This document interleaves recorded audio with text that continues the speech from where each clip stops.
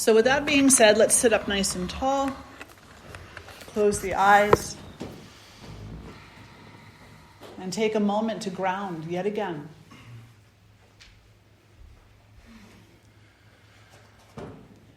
Every habit becomes a habit because of repetition. So we ground at the beginning of our yoga practice. We ground during our yoga practice.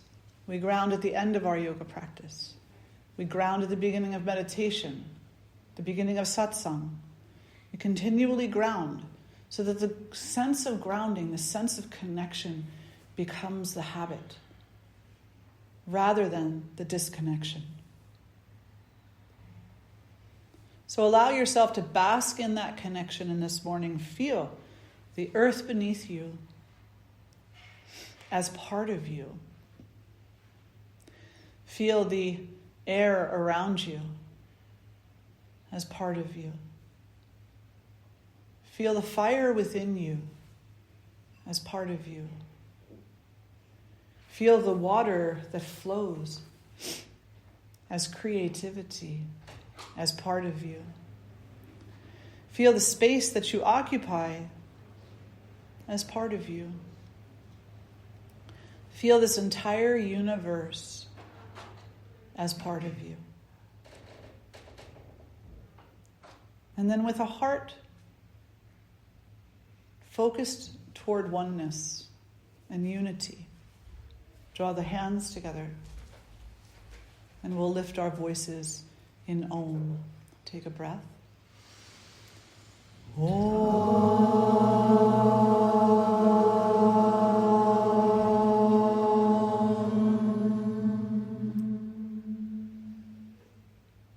And then gently releasing the hands down and fluttering the eyes open.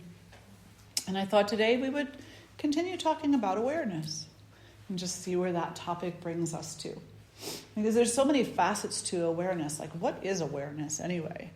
I mean, I'm looking at you, so obviously I'm aware that you're here. But how aware really are we when we're looking at something? Let's just say spring is arriving, right? Has anybody seen the little crocuses coming up? Right? And you make certain to stop and say, oh my gosh, look at the purple. Right? The purple makes us happy, and the green little leaves make us happy. Because we're thinking somewhere in the back of our mind, oh my gosh, look at that.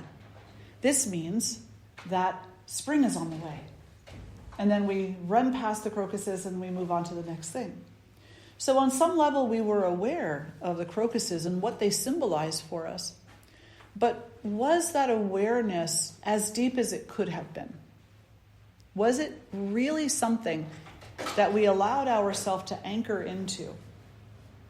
And to come into a deep state of gratitude and appreciation, not just for the egoic satisfaction of knowing that spring is on the way and the cold weather is going out, but also gratitude for the continuous renewal of life itself that spring represents.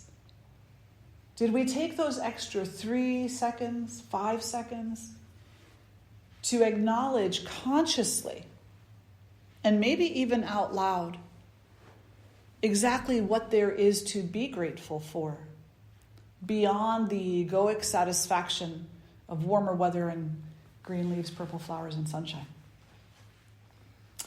It's very important that we take the time to do this. They say, when you say something out loud or repeat it to yourself continuously, it builds a habit in your thinking. And if we walk around and most of the things that we're saying is, oh, it's too cold, it's too hot, it's too this, it's too that, the walk is too long, it's too short, it's too easy, it's too hard, then that becomes our habit. And in that, we have zero awareness. We really have zero awareness. All we're doing is mimicking something we said in the past in a moment when we were irritated. We're just repeating it again because it seems to somehow fit the moment.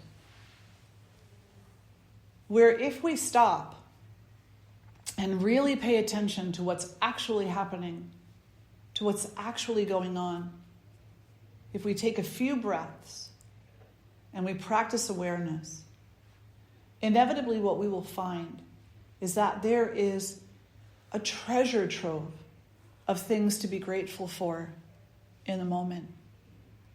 And really, not as much to complain about maybe as we thought. Now, in the yoga class this morning, I had the students constantly going to areas of tension in the body and not naming that, not saying like, oh my gosh, I don't like this feeling, but just being with it. Placing your awareness right in the middle of it, the tension in the inner thigh or the shoulder or the face or the jaw. Just being with that.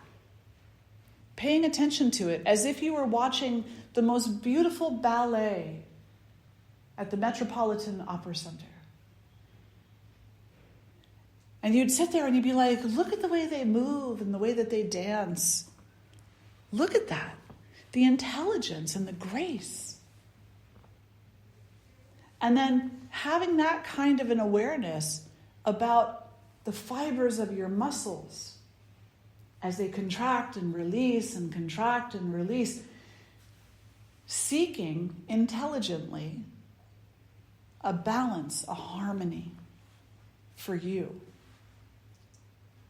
so that you can continue with whatever you're doing, whatever you're asking your body to do, you can continue. Your body is working so hard to make you happy, or your ego happy.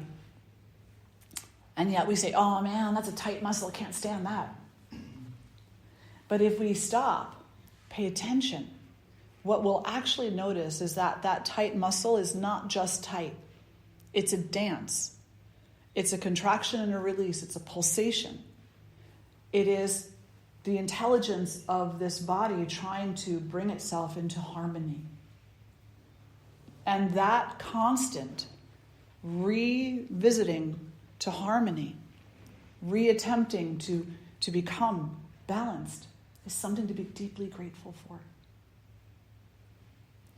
The oak trees are so strong. They're huge. They have massive trunks. Their strength doesn't necessarily come from their size alone. Their strength also comes from the fluid within the tree.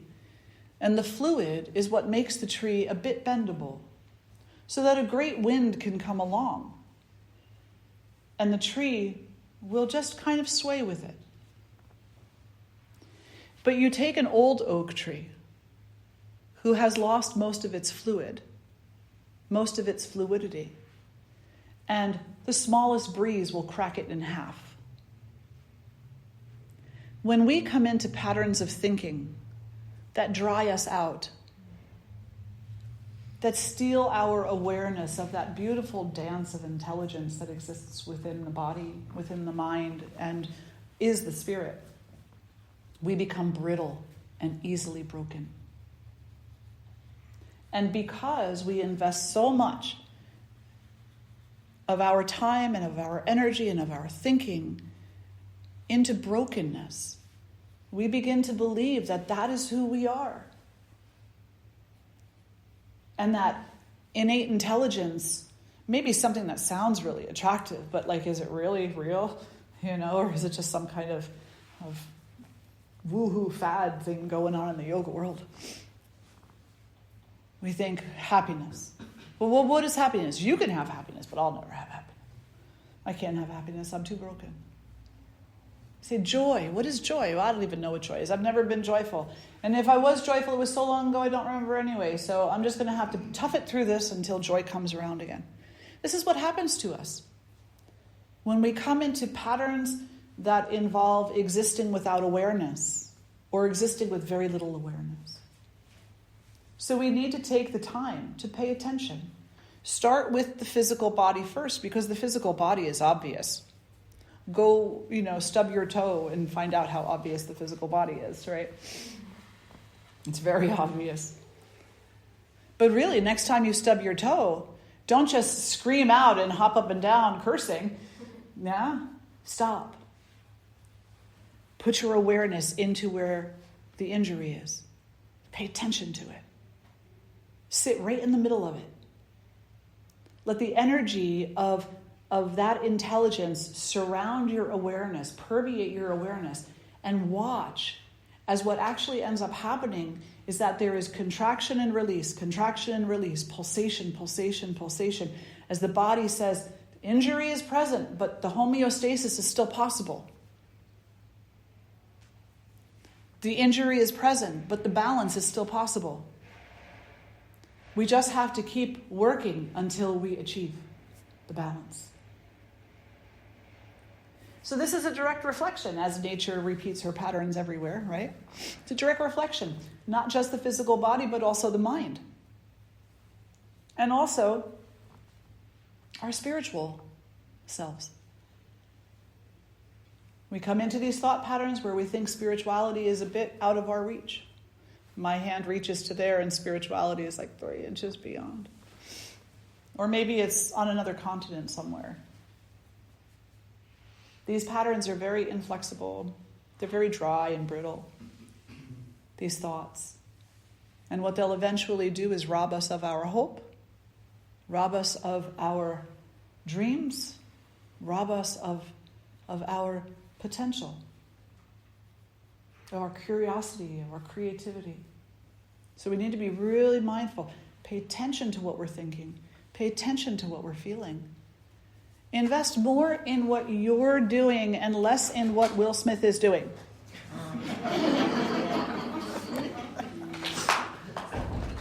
Oh, heavens.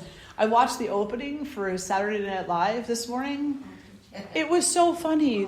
He was a genius. I have no idea who he is, but apparently he's a comedian and he's doing a show somewhere, I don't know, up in New York. I don't know who he is. I'm not up to par on these things. But what he said was, and he acknowledged, he's like, I'm the least famous person that has ever hosted Saturday Night Live. And so he comes out on stage and he says hi to everybody, you know. And he says, so, we're not going to talk about it. Everybody knew exactly what he was talking about. And he went on for the next 5 or 7 minutes, whatever it was, not talking about it. While he was kind of talking about it, you know. But think about that now, right? You're not Will Smith, are you? No. You're you. But how much energy, just as an example, over the last 6 days, have you put into Will Smith? And for every bit of that energy that you put into an opinion about him, a judgment about him, a condemnation, an excuse, a justification, whatever, that is energy that you have not put into you. Now, I'm not saying that it's wrong to have a social commentary on something. That's not what I'm saying. We need to make social commentaries from time to time on things that are really super relevant. But what we don't need is obsessive compulsive behavior that furthers limiting our own self-awareness in favor of egoic drama that's playing itself out in the news or elsewhere. Be mindful where you put your energy, because when you choose the salt, it means you haven't chosen the pepper. And when you choose someone else's drama, it means that you have not chosen yourself. Be mindful of that. When we are extending our awareness out, these 6 days it was Will Smith, the next 6 days it'll be somebody else. Maybe. Could still be him, I don't know. But we're constantly going there. All the awareness is going out there. It's like when the water leaves the tree. The tree becomes brittle and loses faith in its own ability to exist. Your awareness goes out everywhere else, and you become conditioned by the things that you're seeing, by the things that you're investing in. You become conditioned by that. And you are no longer being conditioned by your own self-knowledge. Atma Bodha, your own self-knowledge, escapes you in favor of someone else's lack of self-knowledge. So we have to be careful.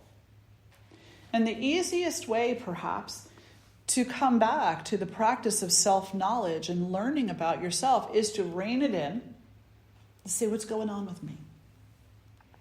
What's going on with this body that I'm housed in? What are those sensations that I'm feeling? What's going on in this mind? What are those thoughts that I'm thinking? What's going on with spirit? Am I connected to that? Am I, it's not even connected. Am I honoring that? Am I expressing that? Am I nourishing that? Or am I hiding it away, pushing it away, saying no thank you? Happiness, joy, the experience of true and healthy pleasure is directly reflected by the level of awareness that we practice. You ever really want like an ice cream cone or a chocolate bar? Oh, yeah. And so you go to great extent. You're like, I'm gonna go down to that local ice cream shop and I'm gonna get that chocolate cone. And it's got chocolate sprinkles and chocolate syrup and it's got lots of chocolate. And maybe even the cone will be dipped in chocolate. I'm gonna go and I'm gonna, like everybody's mouth is watering now, right? I'm gonna go and I'm gonna get that. And you get there and most times, do you sit and savor it? Or do you just like shove it in your mouth and you look like a 7-year-old with ice cream melting everywhere? Somebody give me a napkin. When we put too much of our energy outside of ourselves, that's what happens, is that we just kind of consume life and allow life to consume us. And we don't really live and experience life because we're too busy consuming. We're too busy getting. We're too busy running after the next thing that we think is going to make us happy, only to find out that it was actually really not satisfying. And now I have a bellyache, and and I really shouldn't be eating that much dairy, and those sugar levels were really super high, and now I got guilt over that too. Right? I know.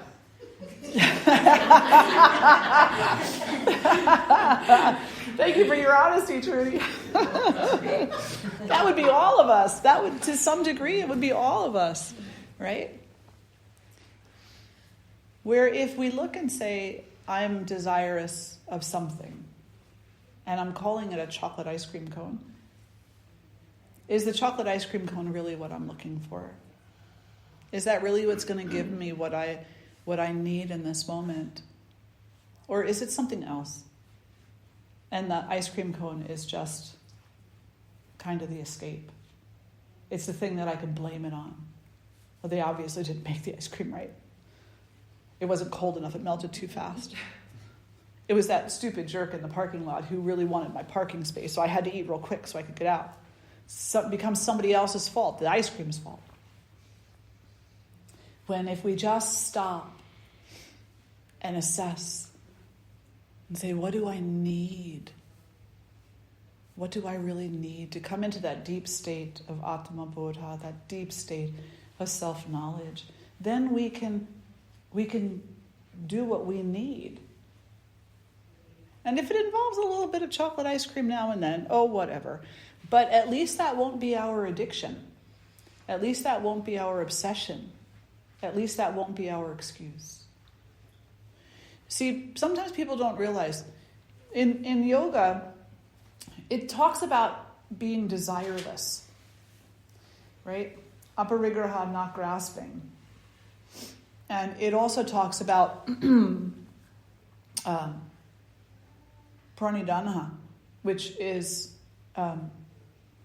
sorry, I lost it for a moment. Pratyahara, which is sense withdrawal. And when students hear about sense withdrawal and non-grasping, they think, well, that means I can't have anything that I like. Well, first of all, I question if you really like the things that you like, or if they're escapes, because you're not sure how to actually get what you like or need. But the second thing is that's not actually what it means. It's saying, don't waste your energy on the things that you don't really like, trying to talk yourself into thinking that you do. Don't go after the things that are going to pacify you. Instead, learn about yourself. And then what you do becomes a joy, a true joy. A joy that is not based on maybe it's this, maybe it's that, maybe it's this.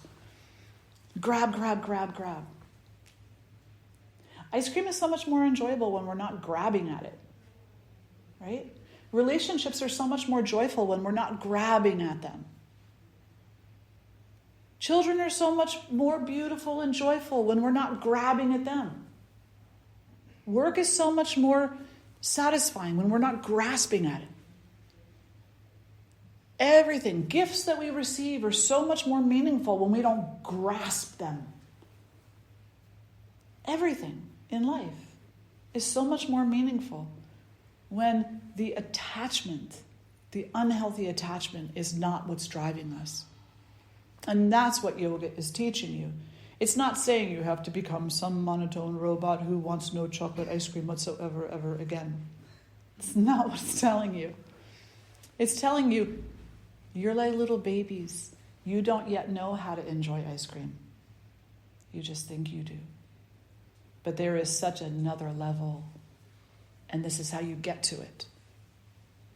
And then, when we do get to that place where some amount of our actions is not based in grasping, it's not based in latching on and attachment, then what we see is that we never really needed to be fearful to begin with.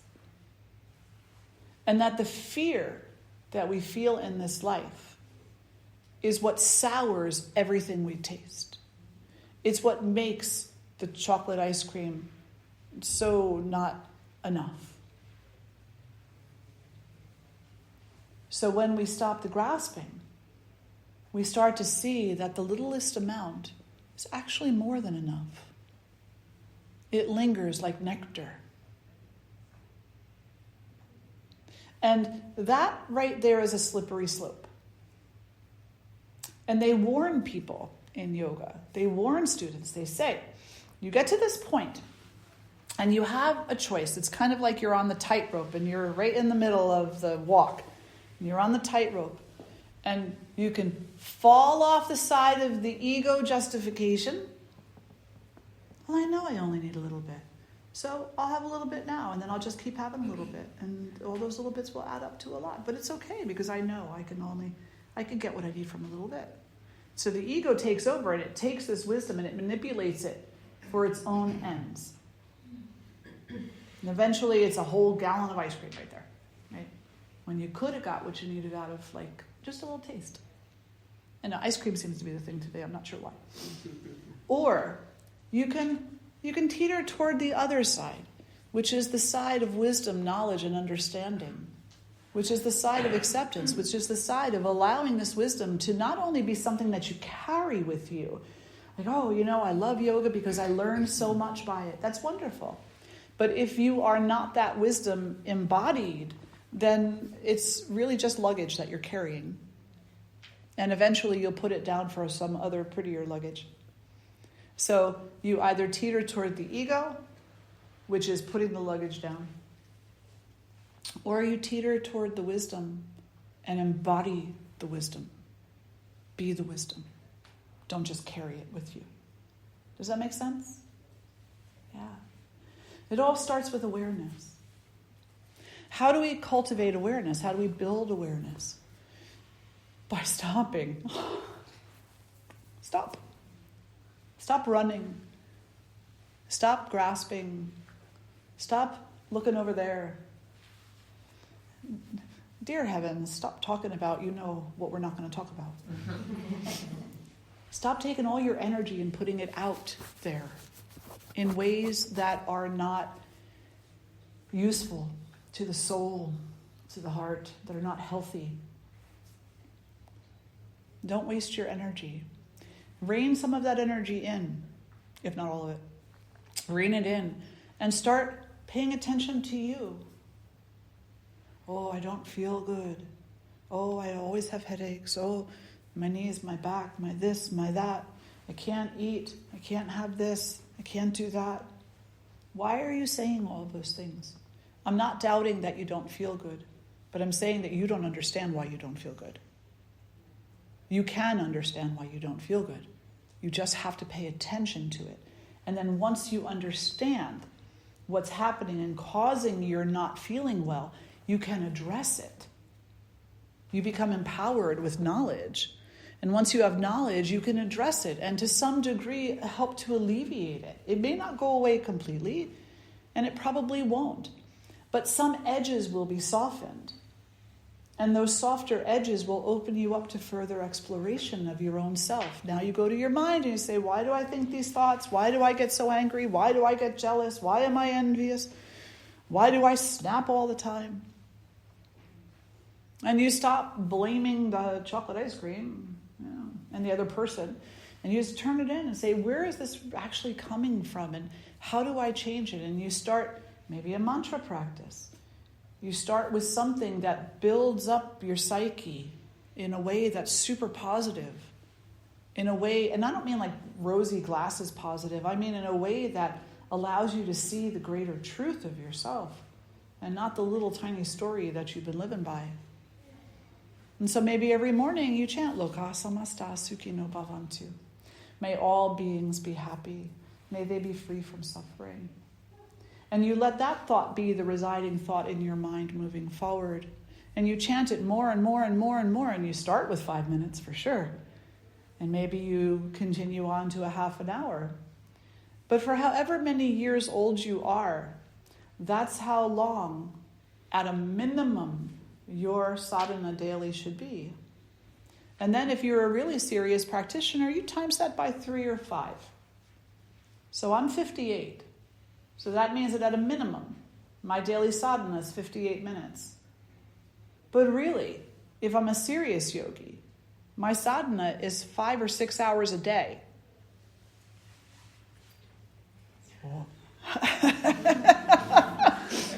Until we reach the beautiful age or the deep, deep wisdom of knowing that our sadhana is what we live every day, and all night. Pretty amazing, right? And in that place where we're constantly living our sadhana, in that place where we have cultivated the habit of continual awareness, from that place life becomes a joy. We're less angry at people.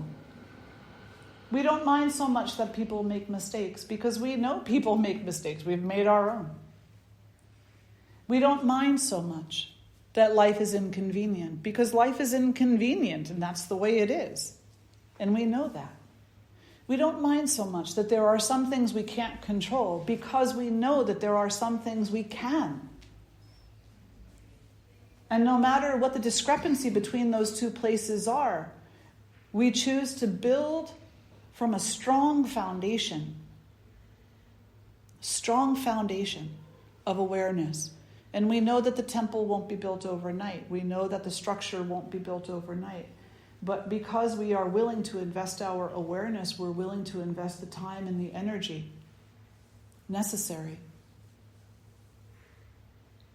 to allow that goodness, that equity, that justice, that whatever word you want to put to it, to allow that to grow. But it's going to grow in you first. It's going to grow in you first. It's not like the garden where you plant the seed in the garden so that the tomato plant will grow. And then some days I can go out and water it, and some days I can go out and harvest it. You don't plant the seed so that it grows somewhere else. You plant your seeds, your spiritual seeds, so it grows in you. And then you walk through the world as fertilizer. And every place your foot touches down becomes a garden bed that is influenced by the energy of you. This is the key that all great leaders have understood.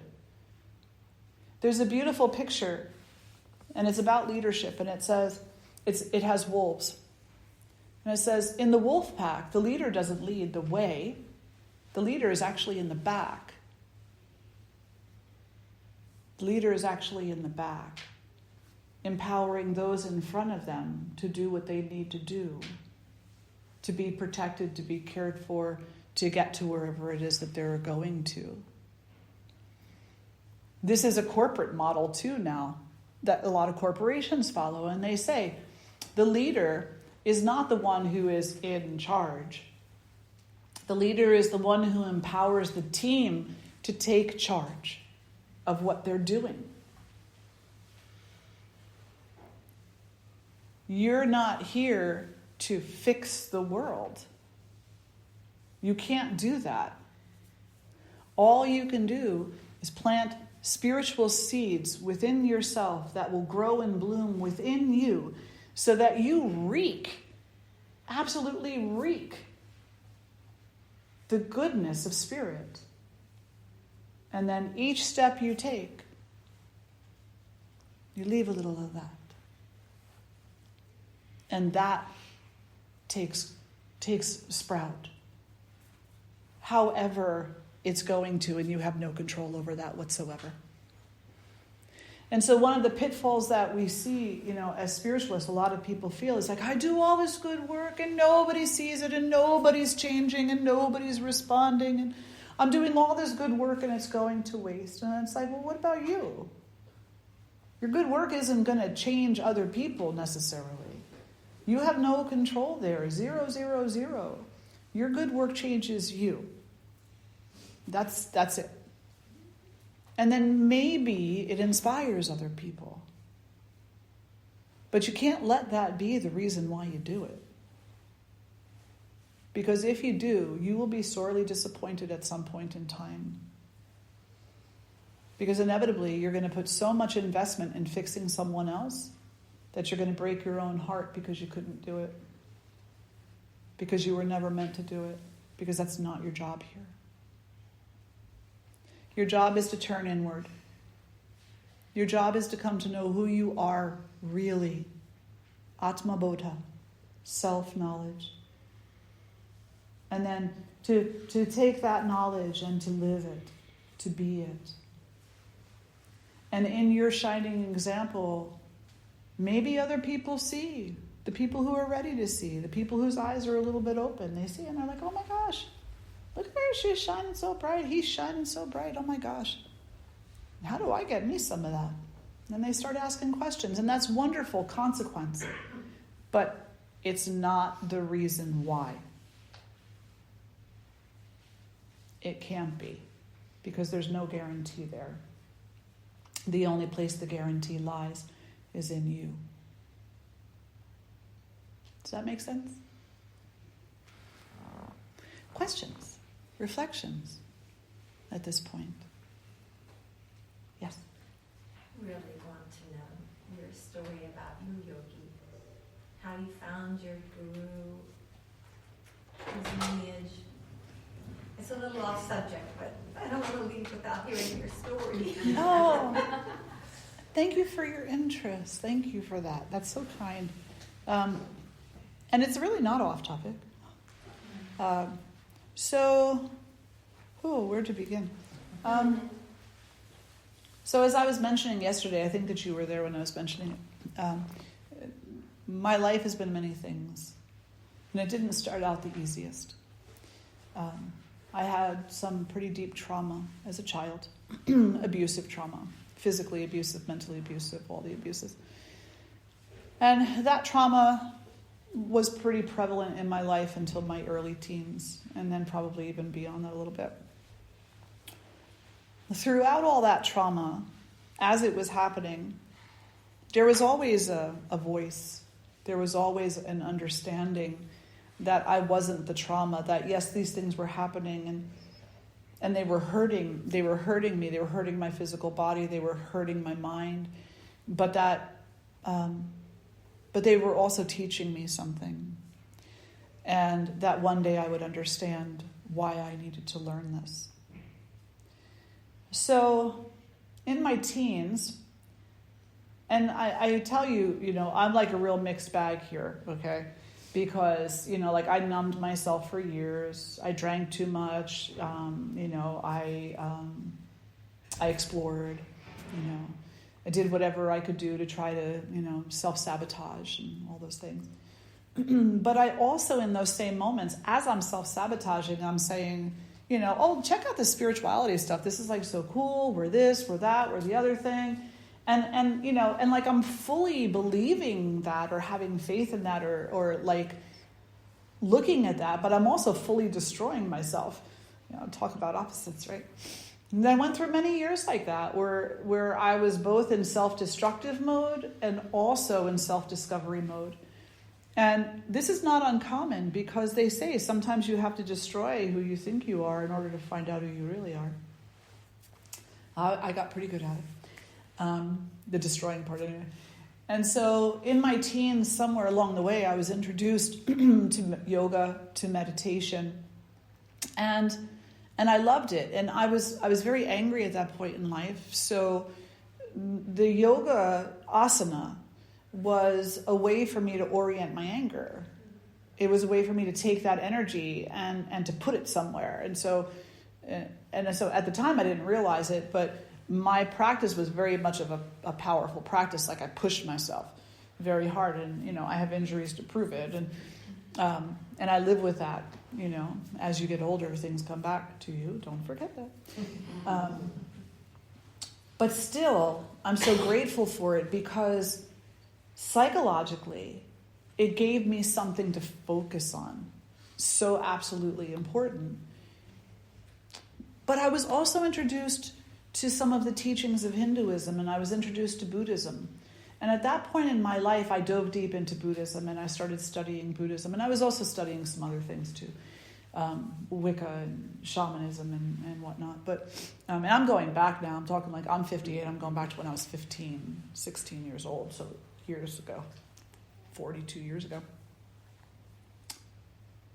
So I dabbled in those things for a while, but like the yoga just kept staying with me. It kept staying. Baron Baptiste, when he first started, I was in some of his earliest classes, that type of thing, Always looking for that because it was either that or the other stuff. And I knew that the other stuff wasn't serving me. So this is all getting to the point of what you asked. So I get into, say, my early 20s. And by then, I'm introduced to some more deeper concepts in yoga. I'm introduced to the Bhagavad Gita, the sutras, that type of thing. And I'm really looking inward, questioning the purpose of my life and what it is that I'm supposed to be doing. And, now there's expectations that, number one, you're going to be a failure, or number two, you're going to be a lawyer and then a judge. It's like there's no in between, right? So I went both ways. I said, you want me to be a failure? I'll be a failure. You want me to be a lawyer? I'll be a lawyer. And I was doing things, and I was going to school, and I was getting an education for what I thought was proving to certain people in my life what my value was. And come to find out, I was getting an education for a totally different reason, though. To understand human nature. To understand human nature. My suffering was to understand human nature. My struggle was to understand human nature. My education was to understand human nature. Yoga was to understand human nature. Every single thing that has ever happened to me in my life has been an education in human nature. So at the most opportune time, I got really sick and I almost died. And it was because of Lyme disease. The Lyme disease had been sitting dormant in my body for many years. And all of a sudden, overnight, literally, I went to sleep, woke up the next morning, had these huge lumps in my throat. Huge, and by huge, I'm talking the size of a softball. I couldn't speak. I was having trouble focusing. And I went to work anyway. And then I came home from work because at work, I couldn't see. And I tried to call my husband to tell him that I really needed him to come get me because I didn't think I could drive. And I couldn't speak on the phone. He was like, is this you? Who is this? So I lie down in my office on the floor area in between all these boxes. And I'm kind of lying there and I'm like, okay, I'm going to get myself home. I'm going to do this. And I go and I drive home and I'm sitting in front of my house and I don't know where I am. I'm right in front of my house. I got myself there. I'm right in front of my house and I didn't know where I was. And yeah, my husband would have come got me, but I was so frustrated because I couldn't speak. I hung up the phone. So he didn't, as far as he knew, it was a prank call. But I got myself home and I'm sitting in front of my house and I'm crying and I'm like, I don't know where I am. So then I go and I realize, because these things are like happening in seconds, it's like one moment I don't know where I am, the next moment I do know where I am. So I go inside and I go to my doctor. Ed brings me to the doctor. And the doctor is like, there's nothing wrong with you. And then I knew that wasn't right. They said the lumps in my throat were thyroiditis. And so I just needed to take some steroids in order to get that to go down. Luckily, something told me, don't listen to this. So I went and I found an ENT who could take me in quickly. He looked at it and said, there's tumors in your thyroid. Thank goodness you didn't take the steroids because they probably would have killed you. So we need to get you into surgery as quickly as possible and get these things out of you. Well, long story short, come to find out that those tumors and a couple of others were the result of Lyme disease. So now I'm in bed for a year. So I go from being a very physically fit individual who works out of the gym every day, who rides her bike across the state, who's always doing something, hiking, whatever, to being in bed. Having issues remembering, having issues speaking, like really just not myself. And I'm completely disconnected from myself. And there's the voice that's saying, this is teaching you. And there's the voice that's saying, screw that. I don't want to learn anymore. And the voice saying, patience, this is teaching you. So as I'm trying to heal, I find the proper doctor who diagnoses me appropriately, tells me I have Lyme disease with a co-infection of ehrlichiosis, and that was what was responsible for these tumors, and puts me on the proper medication for this. And I started feeling better almost immediately, physically, but still so disconnected, because we get in our mind that our body failed us somehow. I should have been stronger. I should have been able to deal with that. I must have looked so silly not being able to talk. We have these thoughts that go through our mind, don't we? And it doesn't require a life-threatening illness to have these thoughts either. We have them every day for no reason whatsoever. So I take a ride to the post office, and in the midst of all of this, I decide I'm going to graduate school. So I enter into, I know, it's like so funny. I go back to school and I enter into a PhD program. I can't think and I'm going to be reading books. Oh my gosh. And at the same time, this one day I'm driving over to the post office and school had just started. And I'm sitting there and across the street there's this little yoga studio. And it has this banner from the floor to the ceiling window that says yoga teacher training. And I had just had a conversation with my husband. And I was saying to him how I'm still feeling so really disconnected from myself. And I didn't have any strength in my body. I couldn't walk up a flight of stairs. I couldn't walk up 3 steps. I counted 3 steps. I had to stop and breathe.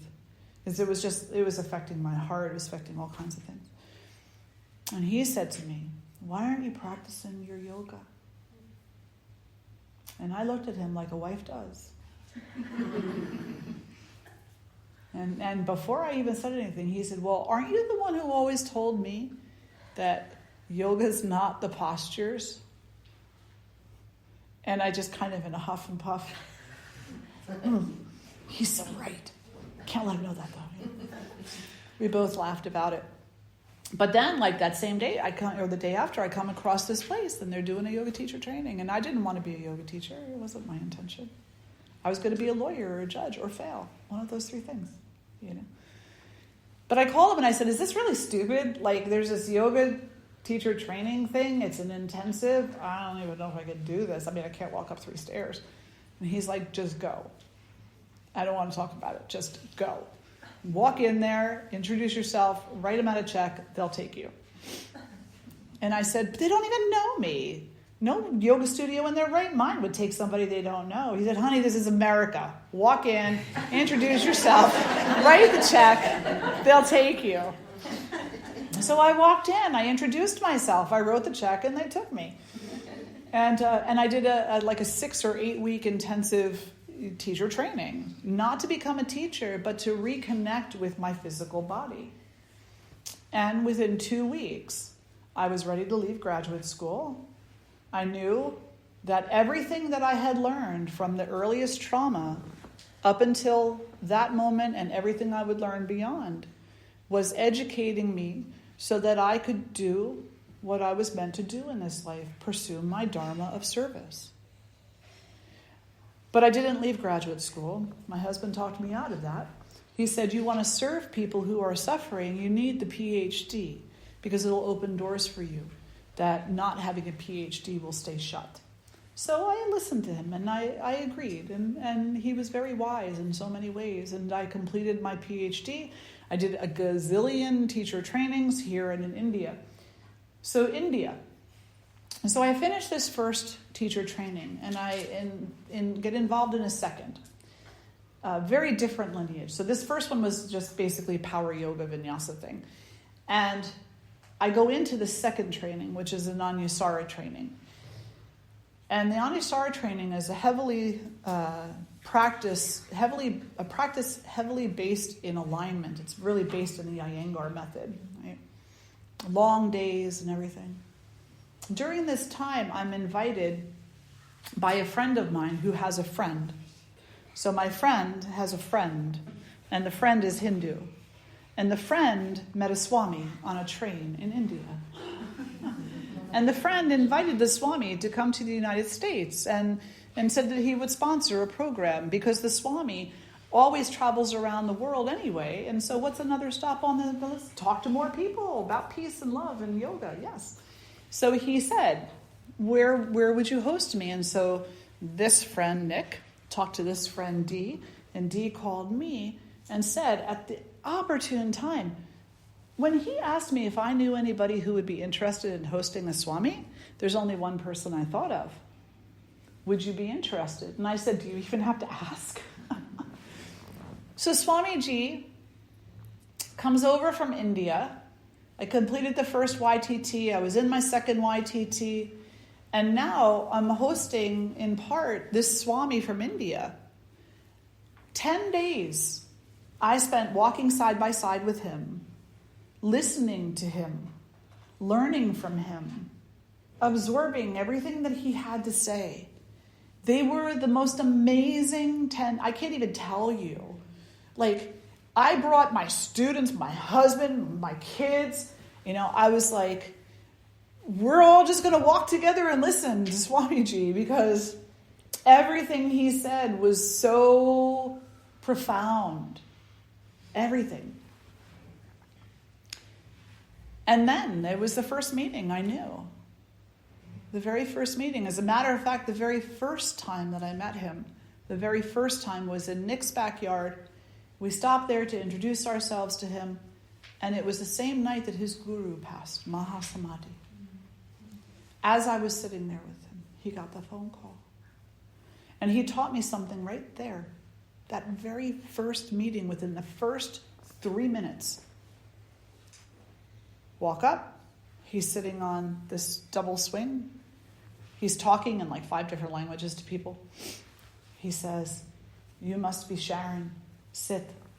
So I sit next to him and I'm like, I don't know what to say. Hi. His phone rings. Excuse me. Says a prayer. Thank you. He hangs up. He's a moment of silence. Comes out of the silence, turns to me and says, who are you? We have this beautiful conversation. Talk about his stay. You have to come every morning, have breakfast with me, have lunch, we'll talk. And then you'll come to India. I never knew his guru died. Not until a few days later, when someone else told me. So what was the lesson there? The most profound lesson there was, it's your choice. You could fall apart. And hey, I understand sometimes we feel like we need to do that, and that's okay. But you need to understand while you're falling apart that you also have the choice to not fall apart. You also have the choice to continue on. And the qualities that you carry within yourself and that you express while you're carrying on are up to you. Up to you. Thich Nhat Hanh wrote a book, Be Free Here and Now. Be Free Where You Are, actually. It's a little green book. Anybody read it? It's a great little book, isn't it? It was a talk that he gave at the Maryland State Penitentiary. And he talked to the guards and he talked to the inmates about freedom. And he said, the guards think they're prisoners here. The prisoners think they're prisoners here. But the reality is that the real you is not a prisoner anywhere. Your body may be confined, but even in the confining of the body, there is freedom. And he used this most amazing example, which I really love to repeat, right? So those of you who read the book know. He said, there's freedom every morning in your bowel movement, isn't there? Right? He used such a mundane example. Swamiji was like that. He used these examples. He used real life reactions and responses as teachers. And so from that moment that I met him, that same night I asked him to give me my spiritual name. And he didn't hesitate. But I've seen him say no to others. You're not ready yet. But we sat there together and I said, I don't know if this is appropriate or proper, but I just feel like, I would benefit in my spiritual growth from receiving a name from you, an inspiration, something I can follow. And right there he said, Sudha. He said, you know what it means? I said, no. He said, it's nectar. And every time someone calls you that name, what you are to remember is that there is nectar in the teachings, and the nectar is what will heal you. So from that moment on, I knew he was my guru. I knew he was. And the story goes on and on, but I'm not going to tell any more of it right now. In part because it's 11:25, and I'm sure some of you are a little hungry. And in part because I want to see if anyone else has any questions or comments. Very welcome. Anybody else? We're good? Well, I'd like to take a moment to thank Denise for bringing herself and her students here this weekend. I'd like to thank all the beautiful people from New Jersey for coming over and for spending the weekend. I'd like to thank everyone who came in today for being here and for being here continually every week for these talks. I hope they serve you. That's the reason and the only reason why I give them, is because I wish to be of service. So I pray that they do that, and they do it at least fairly well. So brunch is being served. Enjoy. Let's sit tall. We'll close the eyes. We'll take a breath in and again ground. And really place your awareness in the midst of that grounding. Truly feel, understand, know what it's like. And just be like, I'm grounded. Go into the grounding. Feel the connection. Feel the contraction release, the pulsation, the roots. Feel it all. And then draw the hands together in front of the heart. And from that place of grounding, lift your voice up like the oak tree grows up from the soil. Lift your voice up in one Om. Take a breath in.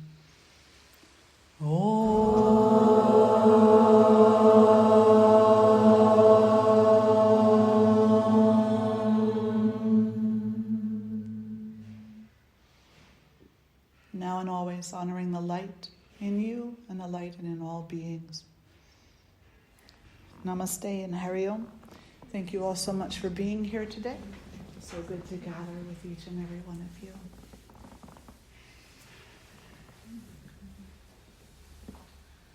You always make eye contact, because you want the people to know, I see you. I see you. I see you. I see you. I see you. My eyes are open. And your eyes are too. Yes, they are. Wonderful. Enjoy your brunch. Enjoy the rest of your day. For those traveling, travel safely. And for those not going too far, travel safely. Because, these roads are crazy anymore. I'm not sure what's going on. But do travel safely. Thank you all. Be well. Yeah.